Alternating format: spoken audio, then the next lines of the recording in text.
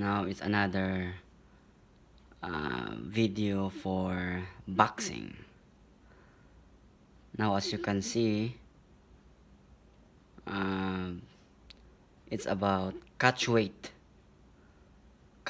fights in boxing history. So the topic right now is about who is the truly king, the pound for pound king in catchweight. Alright? Catchweight fights. As you can see, I wrote here, it is Saul Canelo Alvarez from Mexico. Alright? Why? It is because, according to the factual record, okay, official record, Canelo Alvarez has 10 catchweight fights officially, official records, 10, as in 10, T-E-N, 10 catchweight fights. So today is August 7, 2019. Some part of the world, maybe August 8. So as of August 7, August 8, 2019, Saul Canelo Alvarez is the catchweight king in boxing history. His first catchweight fight was against Carlos Baldomir, a 40-year-old veteran. Remember, 40-year-old.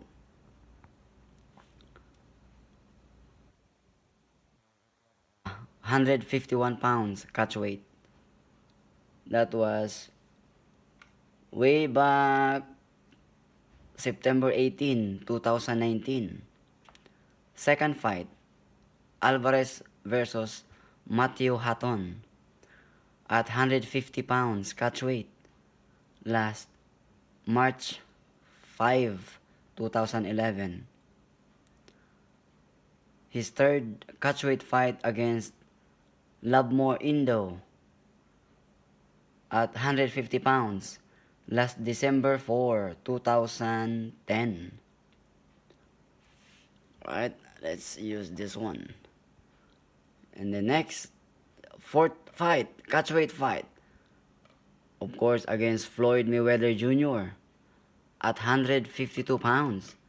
And this is a unification bout, WBA and WBC Junior Middleweight World Championship. And the winner, which is Mayweather, awarded as the lineal and the ring Junior Middleweight Champion. Remember, this is a catchweight fight. 152 pounds, right? 152 pounds. Fight for Alvarez against and this one is way back September 14, 2013.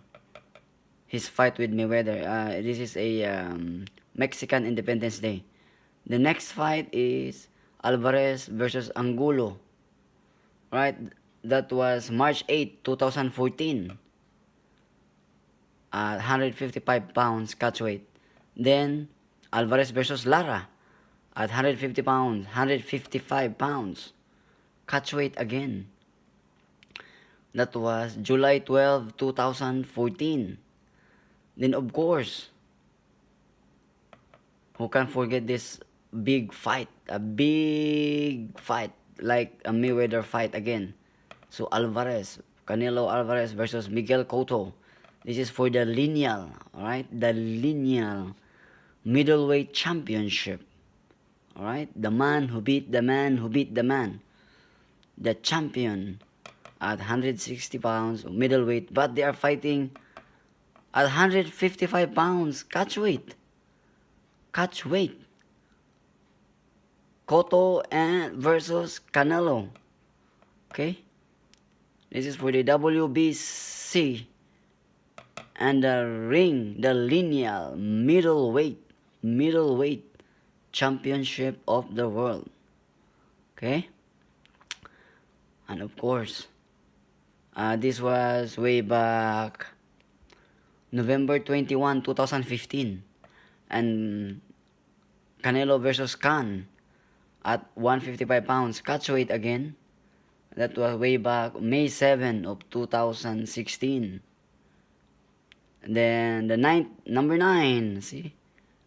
Number 9 catchweight fight of Canelo versus James Kirkland at 155 pounds.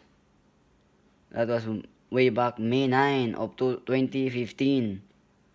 So, Cinco de Mayo event, Cinco de Mayo celebration, same as the American Cinco de Mayo celebration. Catchweight again against James Kirkland. Then, his 10th catchweight fight is against Julio Cesar Chavez Jr. at 164.5 pounds. Imagine, there's even a half pound. 164.5 pounds. Catchweight. So, the catchweight king is Saul Canelo Alvarez. He had 10 catchweight fights. Oh my goodness. So for all you boxing fanatics or fight fans around the world saying that like Pacquiao is the catchweight king, oh my goodness. You are wrong. You are totally wrong. It's either you are being a dishonest or you have a limited knowledge in boxing history. Either two. Again, it's either you are being dishonest or you have a limited boxing knowledge in history. Okay? Give you the third reason. Maybe you just hate Pacquiao because Pacquiao is a Filipino, born and raised from the Philippines, a third world country, traveling around the world, bringing nothing, only his guts, determination, and the fighting spirit of all his shoulders of the entire Filipino people around the world. Hoping for him, to achieve the greatness in life, So, here you go. This is the catchweight fights of Saul Canelo Alvarez from Mexico. 10. He got 10 catchweight fights. Right? So, okay, speaking of catchweight fights, I have some of my mind, like Bernard Hopkins. You know that Bernard Hopkins, my man, he had four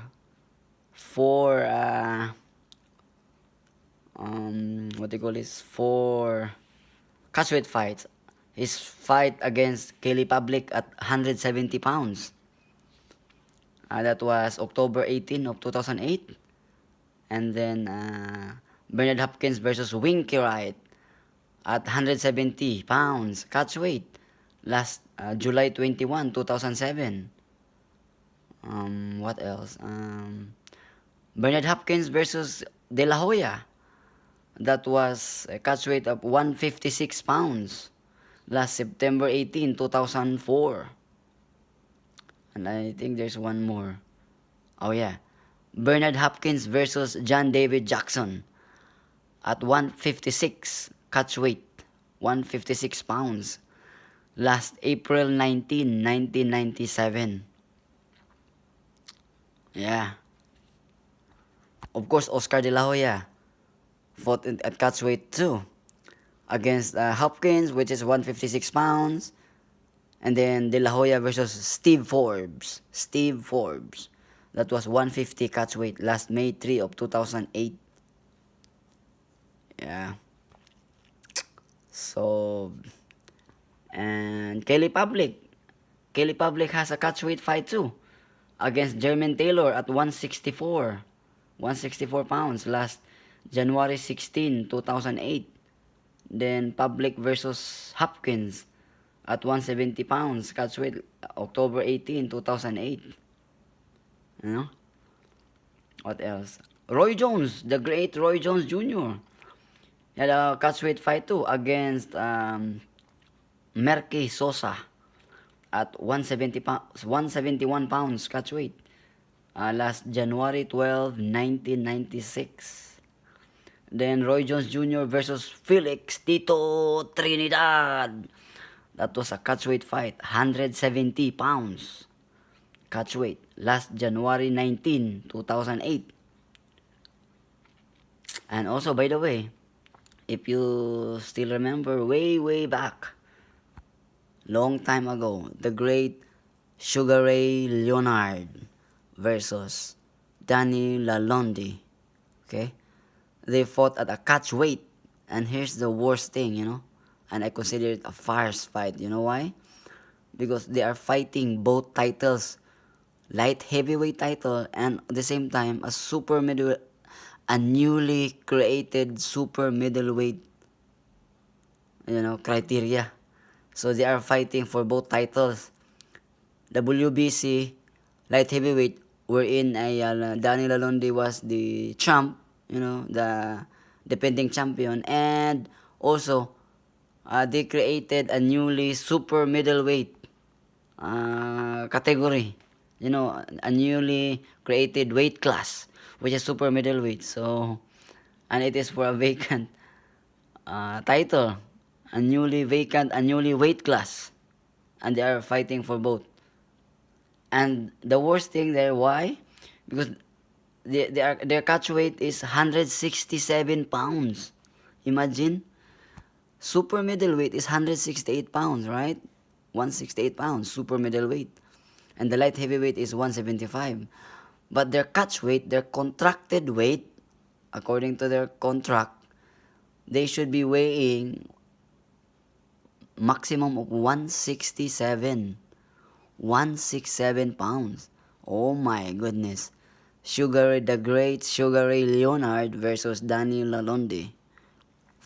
Fighting a catch weight for 2 weight titles.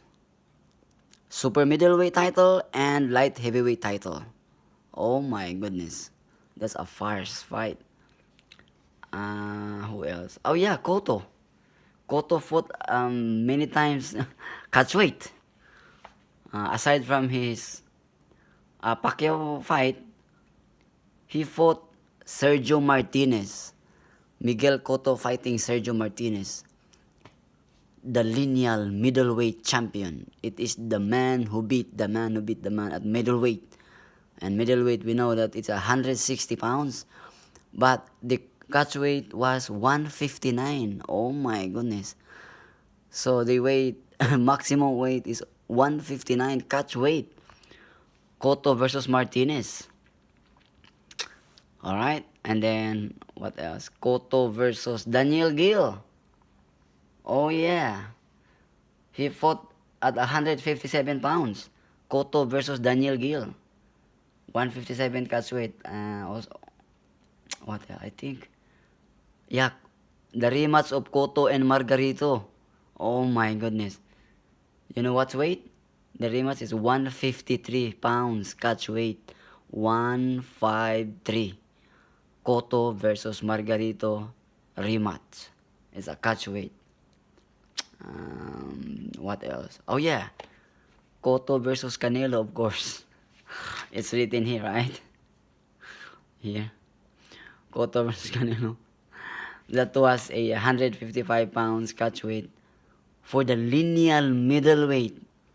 Again, the Cotto versus Saul Canelo Alvarez, or Saul Canelo Alvarez versus Cotto, that was for the lineal, the man who beat the man world championships, the champ at 160 middleweight, but they are fighting at a catch weight 155 pounds catchweight. So here you go, ladies and gentlemen. If you are truly and really a boxing fanatic, a truly fight fanatic for at least 30 years or more, if you really follow, if you truly follow boxing for at least 30 years, you should have known. Alright? So don't hate Pacquiao, alright? Pacquiao is not the catchweight king. It is Saul Canelo Alvarez, the catchweight king in boxing history. Hua.